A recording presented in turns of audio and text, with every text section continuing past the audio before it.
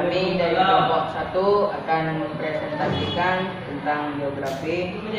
Dan perkenalkan, nama saya Sahib, saya dari kelas 10C SMA Reguler. Dan perkenalkan, nama saya Muhammad Rizal dari kelas 11C SMA Reguler. Baik, saya di sini akan jadi perwakilan dari kelompok kami.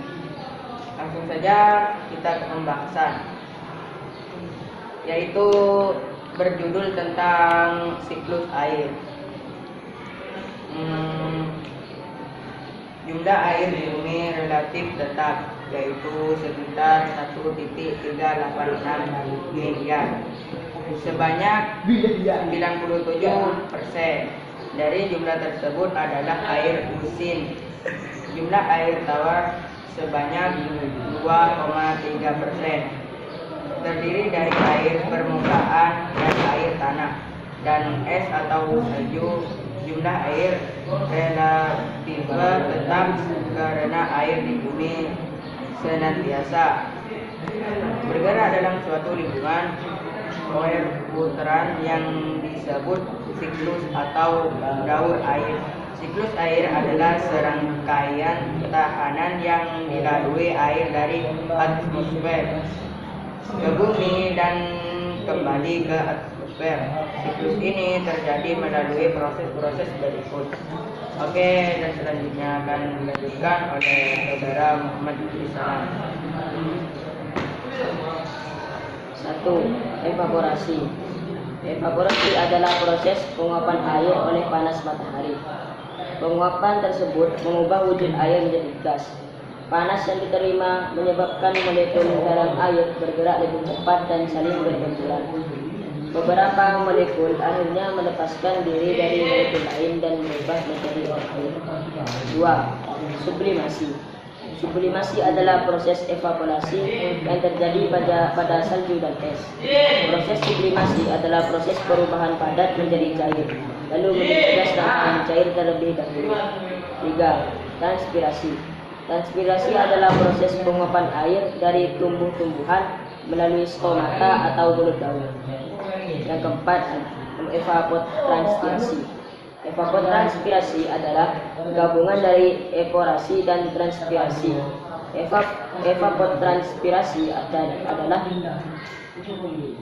menggambarkan nilai kebutuhan lingkungan, vegetasi, atau daerah pertanian.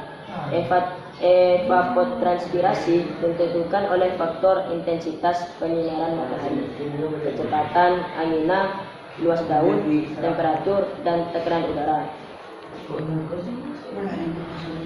5. Kondensasi.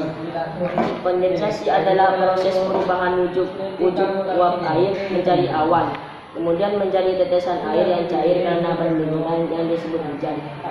Kondensasi adalah proses yang berlawanan dengan evaporasi. Proses kondensasi terjadi di atmosfer ketika suhu lebih dingin dari titik embun, lebih dingin dari air. Proses ini yang menyebabkan terjadinya awan. Yang keenam, adveksi. Adveksi adalah proses gerakan air secara horizontal dalam bentuk padat, cair, dan uap melalui atmosfer karena perbedaan tekanan udara. Proses adveksi membentuk pergerakan air dari suatu tempat ke tempat lainnya. Tanpa adveksi, air yang menguap di atas lautan tidak jatuh sebagai hujan di atas tanah. 7. Presipitasi. Presipitasi adalah proses ketika uap air yang terkondensasi jatuh ke permukaan bumi sebagai hujan. Proses ini mencakup hujan air, hujan es, dan hujan salju.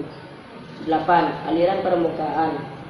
Aliran permukaan adalah proses mengalirnya air di permukaan. Ketika air mengalir, ada kemungkinan air merembes ke dalam tanah lalu menguap ke udara, mengalir ke danau atau laut, atau diambil untuk keperluan manusia. Dan yang terakhir adalah infiltrasi. Infiltrasi adalah perkolasi, proses perembesan air ke dalam tanah secara vertikal dan horizontal melalui pori-pori tanah dan piston. Melalui proses ini, air permukaan dapat tersimpan dan menjadi air tanah. Baiklah, selanjutnya akan dilanjutkan oleh Sohi. Baik, di sini siklus air dibedakan menjadi 3 macam, yaitu sebagai berikut.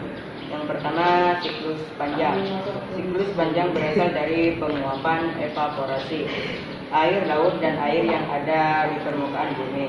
Setelah itu, uap air tersebut berkondensasi menjadi gumpala awan.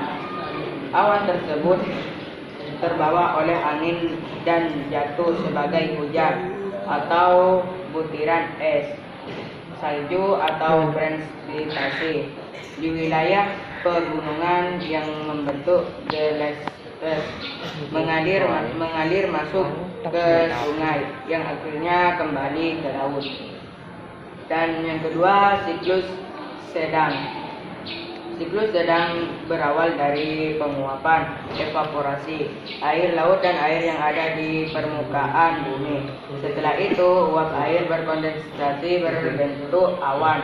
Awan tersebut terbawa angin sampai ke wilayah daratan dan jatuh sebagai hujan presipitasi.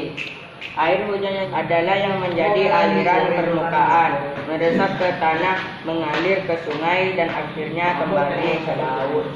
Dan yang terakhir, siklus pendek. Siklus pendek berasal dari penguapan evaporasi air di sungai, perairan laut, perairan darat yang badan airnya selnya itu berkondensasi membentuk awan. Baik, apakah ada pertanyaan dari kelompok kami? Tidak ada. Baik, saya akan bertanya. Pertanyaan yang pertama, apa itu evaporasi? Dan yang kedua, apa yang dimaksud dengan sublimasi? Oke, di sini evaporasi adalah proses penguapan air oleh panas matahari. Penguapan tersebut mengubah wujud air menjadi gas. Dan yang kedua, sublimasi. Sublimasi adalah proses evaporasi yang terjadi pada salju dan es. Proses sublimasi adalah proses perubahan padat menjadi cairan menjadi gas tanpa terjadi dahulu. Apakah ada pertanyaan lagi? Ya, cukup sekian presentasi dari kelompok kami. Kurang lebihnya mohon maaf. Wassalamualaikum warahmatullahi wabarakatuh.